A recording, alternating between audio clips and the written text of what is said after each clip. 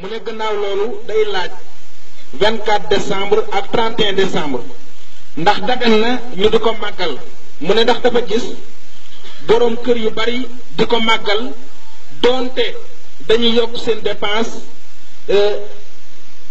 di ci bégal seen njaboot loolu mooy laaj bu njëkk bi. lislaam bi ñëwee dafa xotti yoonu boppam yoon wi mu xotti lépp lu baax dugg na ci biir lépp lu mu ci dugalul amul njëriñ. Isa alayhi salaatu wasalaam yonent la boo xam ne gannaaw Xaalid ibnu Sinaan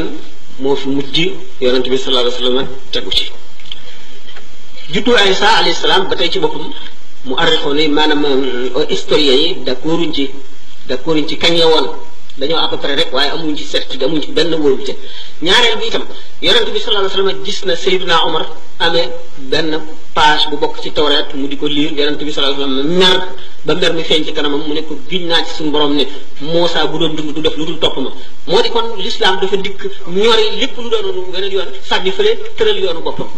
ñi nga xam nag ñu ngi koy def bu fekkee ne dañuy bëggal seen njaboot ñu bañ ko boole ci diine ndax bokkul ci diine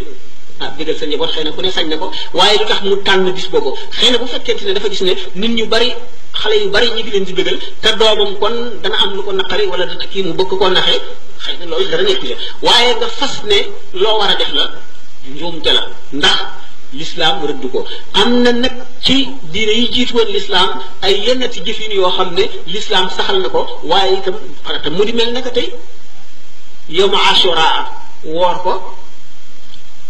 bi nga xamee ne yahud yi dañ ko daan def yonent bi sallallahu alayhi wasallam jóge Makka ñëw Madina gis yahud yi di ko def mu ne leen nun noo gën a yey ci Muusa maanaam yonent bi sallallahu alayhi wasallam ak jullit ñi ñoo gën a yey ci yahud yi ci Muusa daal di koy digle danañ ko woor di ko woor ci coxeel muy di sopp du farata bi xam nañu di ko woor lu mel noonu nga xam ne kon yonent bi sallallahu alayhi wasallam ci boppam moo ko wax kon yoonal nañ ko kon lu ñu yoonal la waaye loo xam ne yonent bi sallallahu alayhi wasallam nekk na fi ba jóge fi yoonalu ko xulafaa'ul arbaa yoonalu ko borom ñeenti ngir ñi yoonaluñ ko bokkul ci lislaam ko defit nañ ko tëral ci leneen bu dul ci lislaam waaye bu ko tëral ci lislaam kooku mooy li ma ci mën a tontu ci laaj bu njëkk bi ñaareel bi بسم الله الرحمن الرحيم والعصر إن الإنسان لفي خسر إلا الذين آمنوا وعملوا الصالحات وتواصوا بالحق وتواصوا بالصبر